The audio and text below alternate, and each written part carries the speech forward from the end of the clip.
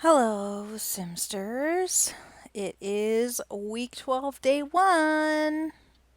I'm going to wait until people are all logged in and listening before I start tonight's show, of which there is an amazing MC tonight, one you haven't had for a long time. Tonight's MC is me. Because what happened was, I often do the Chicago races, week 12 Monday, week 12 day 1, but I don't always do them. And about 48 hours ago, I looked at the fields and I thought, you know what, they're very nice fields. I would like to do a broadcast. And decided to do one and promptly kind of forgot and didn't ask anyone to be the MC. And even worse, now I'm in a little bit of a rampage because I was walking the kids and the dog around the block, getting our exercise in. But I'm kind of in a rush because I knew I had to come back and do this broadcast. And my buddy texted me and she said, "Let's meet for ice cream in 15 minutes." And I was like, yes, that is a good idea. That's what we need in my life, is ice cream right now. So at first I was like, yeah, see you there. Just going to finish up my walk. And then I was like, oh, wait. I promised Nina that I would call the races tonight because, in all likelihood, Nina is the favorite for both races with Titanic and Coleman Hell. So if it weren't for Nina, there'd be ice cream in my face right now. So this is basically Nina's fault. So we're in a fight, is what I'm saying. But then my friend was kind of lame because I was like, can you just grab some and bring some by on your way home? And then she was like, gotta go, bye. So, yeah, that didn't go well for me either, did it?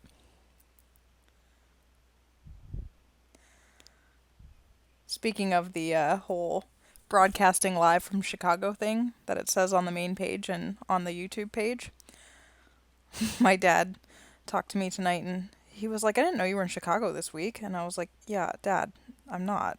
Broadcasting live from Chicago in the sim. I'm sitting on my bed. Oh, Dad. So, anyway, we've got 2 races tonight. Not to make anyone all miffy or anything, but often we do 3 with the Secretariat Derby or even 4 with the Canadian Breeder Stakes. And frankly, those races are awful. They're awful. There's, I think, only one horse with more than 2 wins, and no horses with more than 200,000 in earnings. I'm not calling those races. So that's why we're not doing that. But the older horse races, the Beverly B Stakes, going a mile and an eighth on the grass, and the Chicago Million, are excellent races, especially this Phillies race that's coming up first.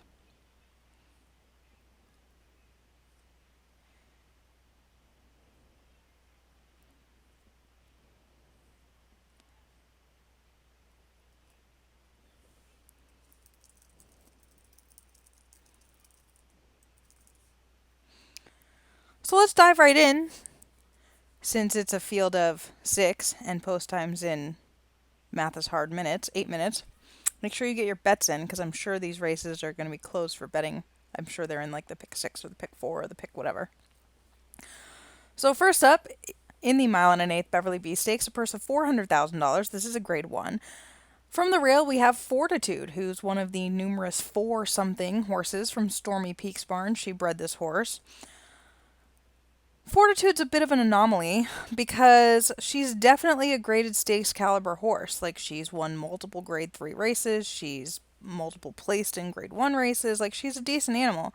Can she break through and get a grade 1 win? She lost last out in the grade 1 World Traveler to Bolt from the Blue, who's in this race, and Trillium, who's also in this race. She kind of had a bad trip that day, though, but she got beat 3 3/4 lengths. However, her female family, they win this race all the time. They do really well. So she's 8 for 21 lifetime. She's won $500,000. I would say she's a contender based on female family. They all have the distance, and she's been knocking on the door right there with the other fillies that are in this race. So that is number 1, Fortitude. Next up, we have Frolicking for Nina Olson. Trying to figure out if this is like some kind of rabbit or something in here for her other horse, Titanic, who's a closer. But it's hard to tell because sometimes this horse goes to the lead and sometimes she just like can't get to the lead. Nina often runs her in the races with Titanic. She's actually been beat by her stablemate 4 times, 5 times. Yeah, 5 times. That's a lot. That's kind of mean. Nina, why are you being mean to your rabbit? She doesn't even go to the lead every time. What's wrong with you? Anyway, this is not a bad animal. She has a lifetime highest speed figure of 85. She's only won 2 of 11 starts, but that's because she's being a rabbit. She's by a Toko, who is one of my top 2 favorite turf sires right now, him and two-toned. And probably not going to win, because if she did, Nina would probably, stab her or something. Can I say that on air? Gonna just keep going. Next up is the stablemate Titanic, and this is the obvious heavy favorite today. The only time she has ever lost in her 13 race career to date is she lost by a neck to Bolt from the Blue in the Pegasus Filly and Mare Turf, which was a Grade 1 event earlier this year. Since then, she has picked up the Grade 2 Riddle Me This and the Grade 1 La Oceanside. This filly's a superstar. She won the Stewards Cup at 2. She won the International Oaks, the Oceanside Oaks, and the Stewards Cup at 3. Some people could have retired her, but the lure of the Pegasus was too much. After the Pegasus, in which she lost, she did not go to Dubai. She's taken an easy path. Frankly, this should probably be an easy win for her. She's just plain better than most of the horses in here. And now that I've said that, she's going to run 18th, and Nina will stab more things. Basically, I think Nina's going to be violent tonight. So, yeah. Next up is number 4, Trillium. I like Trillium because I like to say Trillium. This is another horse kind of like Fortitude in that she's just right there, but she hasn't really broken through in a massive Grade 1 company yet. She did win the Grade 1 Hot Springs Bun Barrette last year, but then she got throttled by Titanic in 2 races. She is coming off a second place finish to Bolt from the Blue in that Grade 1 last out, but before that she won a pair of Grade 3s back-to-back to kick off the year. Again, she's always right there. She has a highest lifetime speed figure of 91. She's another one by a Toko, and she's from a great female family. Emily Klein owns this one, and the Damn Kiwi Fruit was a stakes winner who ended up producing the likes of Tom Servo, a millionaire, Satellite of Love, a $600,000 earner. Satellite of Love went on to produce Misty, who's still racing and has earned $509,000. So it's a great female family. Trillium, she's always right there, probably in your top 3 if that was the kind of betting that we're doing, but it's not, so yeah.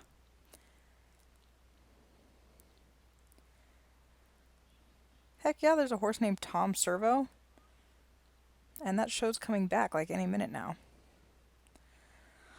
Next up is number 5, Ghost of a God for Robert Forston, who did breed this daughter of Sydney out of the lovely mare Ghost Stories. I actually love this spot for Ghost of a God. She's running a 5-race winning streak right now. She has not faced Grade 1 company, but she is obviously a legitimate Grade 2, Grade 3 horse as she keeps winning those.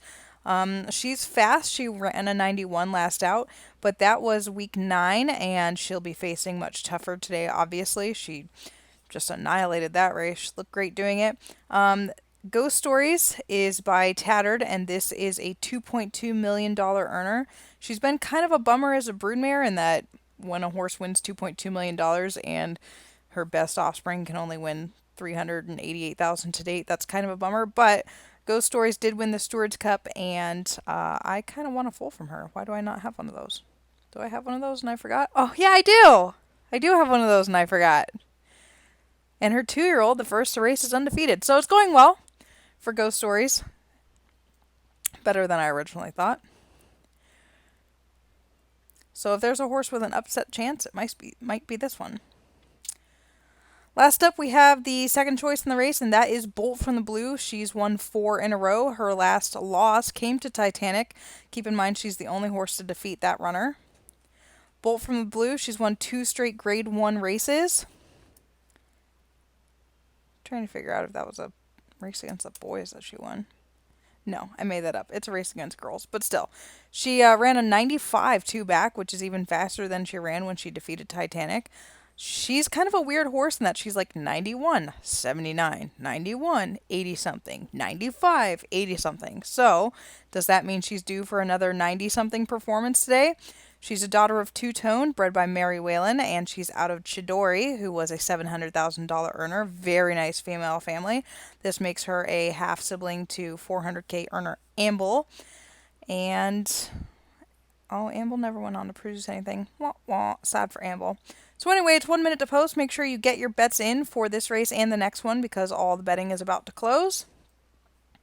This is a very lovely field of 6.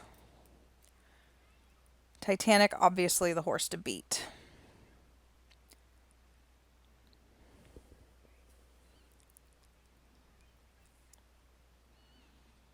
Is anybody gonna bet 23,000 in the pool? Good job, Simsters.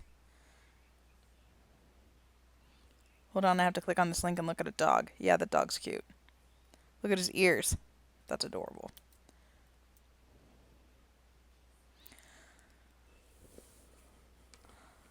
All right, the betting pool is going to close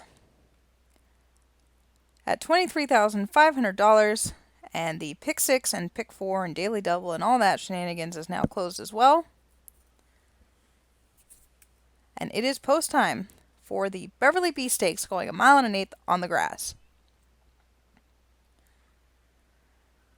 They're off in the Beverly B, and it was a good start for all 6 runners. Trillium's going to show speed. She gets out first, then Bolt from the Blue, Ghost of a God, and Frolicking. She's not going out to the lead today. Then Fortitude is 5th, and Titanic settles back last, but she's happy with her spot as they go into the first turn. It is Trillium and Bolt from the Blue, those two dueling early with Ghost of a God alongside. Frolicking takes back 4th. She's about 2 lengths off the pace, then Fortitude, and Titanic would have 6 lengths to make up. So they turn up the backstretch, and it is now Bolt from the Blue, a neck in front of Trillium, but those two have kicked clear to lead the rest of the field by 2. Ghost of a God sits alone in 3rd, 2 lengths in front of Frolicking. It's a big gap back to Fortitude, and then another gap back to Titanic. Titanic has about 10 lengths to make up today, but the pace is fast because the dueling leaders, Bolt from the Blue and Trillium, are now taking them into the turn. They've been heads apart the whole way, and Bolt from the Blue has her nose in front, Trillium alongside, and they've got 2 lengths on Ghost of a God. Titanic, she's coming on now. She's up 5th, now 4th, and making her run. Frolicking's not doing anything, and Fortitude has dropped back last. So they come to the top of the stretch, and the battle is on between Bolt from the Blue and Trillium trying to kick away. Here comes Titanic down the center of the track. Ghost of a God cannot keep up, and then Fortitude. It's Trillium and Bolt from the Blue. Titanic trying to get him. Trillium in front, Bolt from the Blue, and here's the wire. It's Trillium by a neck. Bolt from the Blue 2nd. Titanic could not run them down 3rd. Ghost of a God 4th, and then Fortitude.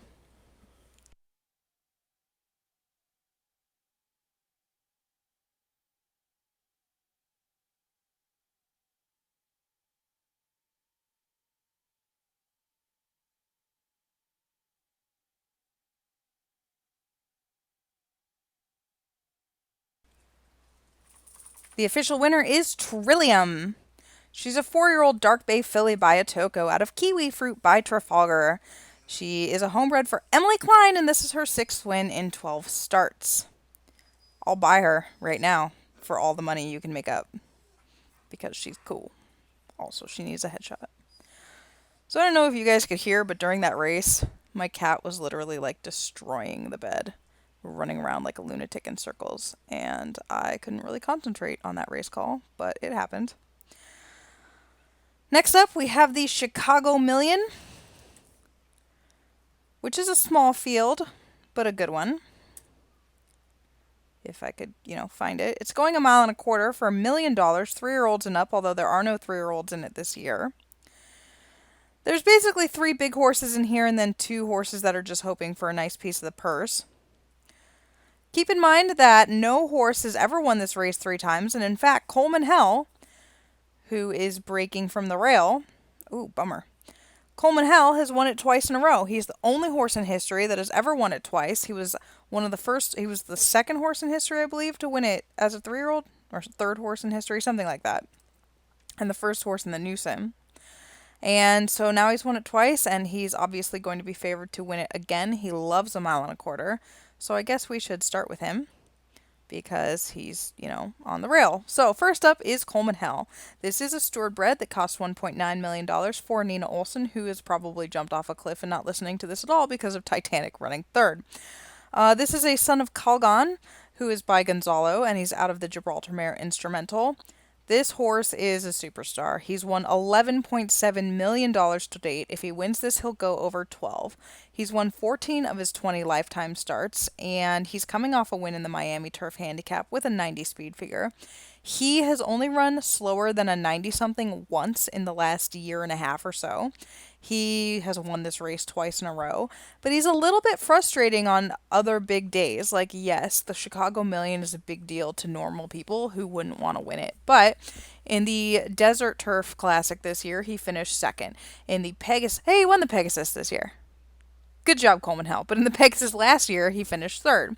In the Arc last year, he was second. In the Stewards Cup last year, he was second. In the Stewards Cup 2 years ago, he was third. He's amazing, obviously.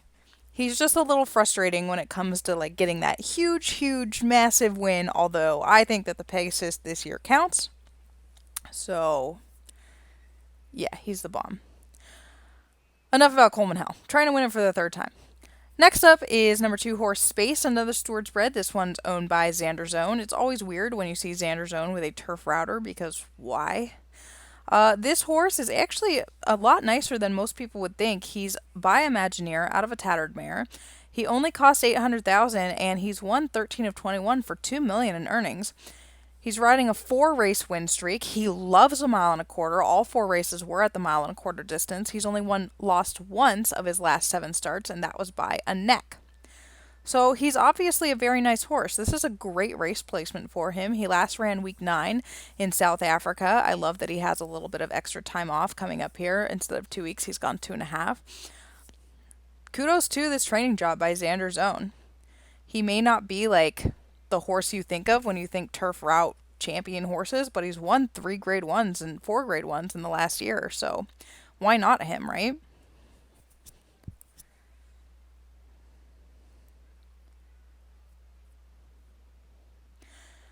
Next up is Nimoy. Another steward bred in here because they're all steward breds because apparently I bred good turf routers. He's another son of Calgon. Imagine that. 2 Calgons in the same race. That's rare. He cost $1.6 million as a yearling. He's only earned back $800,000 of that. He's coming off a second place finish to Coleman Hell in the Miami Turf Handicap. Before that, he did go to Dubai to run and he finished 7th. He's not really that type of horse. His last grade 1 win doesn't show on the screen if he has any. But he's won 10 of 25 lifetime. He's always right there. He's been on the board 18 of those 25 starts. He can show speed or he can lay well off the pace. Like he won the Rainbow Bright Stakes and he took it wire to wire, and then 2 back in the Desert Duty Free. He was never better than 7th the whole time. So it can go either way with him. He's kind of a tractable animal, and he does like the distance, although a mile and an eighth might be a little bit better for him, and this is a horse owned by Izzy Rafferty. Next up is Mountain Spirit, who is literally so old that I don't remember breeding him. He's an 11-year-old running in this race for Dan Gordon. He's by a Mammoth, who's long pensioned and out of a July mare. Mountain Spirit has won 2 in a row, but he's coming out of a $10,000 claimer. He, before that, won a $15,000 claimer, so obviously he's just in here for the 5th place check. He has run an 85 in his lifetime, and frankly, the reason I think this horse is cool is that he has 66 lifetime starts, which to me is like really staggering high number. That's awesome, actually. Last up, we have Move On, who I think is one of the best campaigned horses in the sim. John Slotman owns this one. I absolutely adore this horse. He's a freak. He's amazing. He's won 12 of his 14 starts. He doesn't face the best competition. John Slotman wants to have insanely good stats, right? That's his whole shtick. He wants to like have 100% on the board in his whole life, right? So he puts this horse in very careful spots. He makes sure he can win. This horse hasn't faced the best competition. He's running in like New Zealand and sometimes Japan, and he'll ship him to a light race in, the UAE and here and there. Like, he's not running against the best competition, but he's winning, right? And that's the point of this horse. He's clearly good enough. He's run a 94 before. He's coming off a win in a grade 1 in New York, which that was a very legitimate race. But when faced with the big horses in the Desert Turf Classic, which was the first time that he really faced real, quote, horses, he finished fifth. That was the worst performance of his whole career. It's the only time he's been off the board or worse than second. So what's he going to do today? Is he going to prove that he fits with these? Is he going to be the one to upset Coleman Hell? Or is he going to just, be right there and show maybe he's not a legit grade 1 horse? Maybe he's just going to be second, third. That's up for you to decide. We've already had one kind of upset today. I could definitely see Move On being that horse. And when he retires, surely John Slotman will do the kind of thing where he either stands him for like $1 or he gives him to a new player or something. Someone please buy this animal a headshot. He's so lovely. He's by Quite the Feat out of Dark Opera, who is a daughter of Dark Cries, Robert Forson's mare, who won $3.4 million. So I love this animal.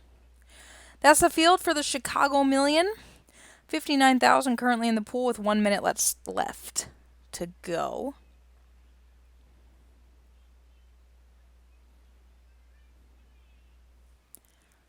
So I'm going to take a breather for a second here.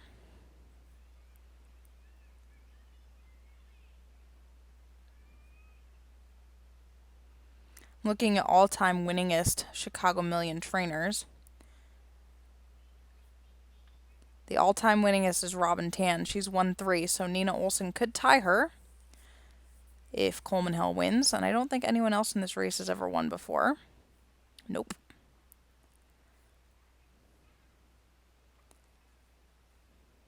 Kind of a weird race, the Chicago Million, because it is almost always won by a horse that's obsessed with 1.25 miles, which is such a rare distance for these turf routers. They almost always go 1.5 miles. So it's just kind of a interesting list of winners. All right, it's post time for the Chicago Million. 1.25 miles, and the betting pool closes at $60,800.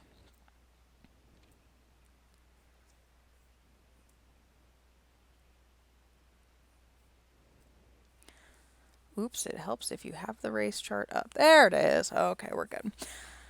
They're off. Nimoy bobbled a bit at the break, but he's okay now, and Coleman Hell is going to go out to set the pace. Space is going to be the one to pressure him, and then Mountain Spirit, who drops in. Nimoy and Move On is going to drop out last. He will be the trailer in the field of 5 as they come down the stretch for the first time. Coleman Hell leading by a neck, but he's pressured by Xander's own Space.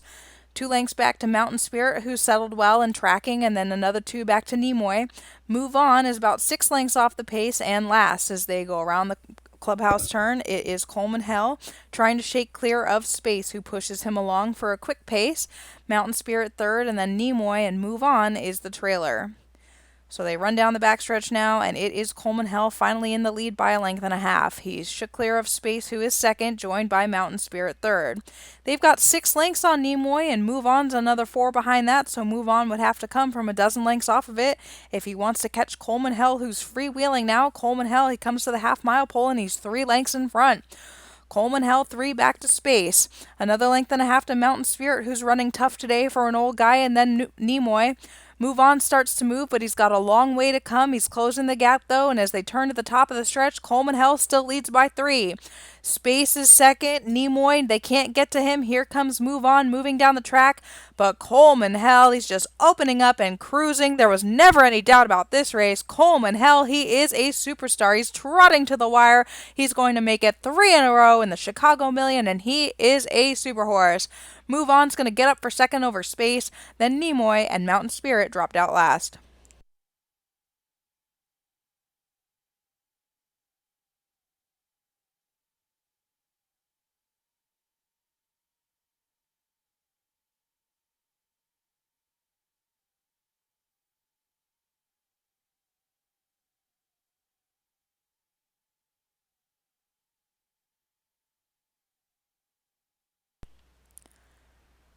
The official winner is Coleman Hell. He's a 5-year-old chestnut horse by Calgan out of Instrumental by Gibraltar. He is bred by the steward and is owned by Nina Olson. This is his 15th win in 21 starts, and he is now over 12 million in earnings. And he is kind of awesome. I know he's going to retire at the end of the year, but wouldn't it be cool if he ran and tried to make it 4 in a row in the Chicago Million? Of course, I probably shouldn't give Nina any ideas. She might take me up on it. The real question is, what does a Coleman Hell Trillium hypo look like? The answer is 3x4 to Trafalgar. As the steward, I decree that this happens. Okay? Okay. I think we're all in agreement.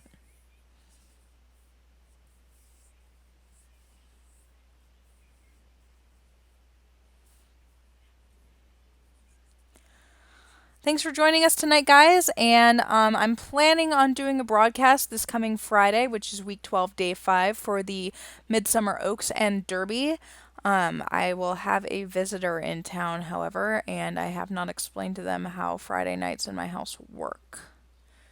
So we'll see how that goes. But I'm planning on it. Yeah. Okay. That's all. Bye, everybody.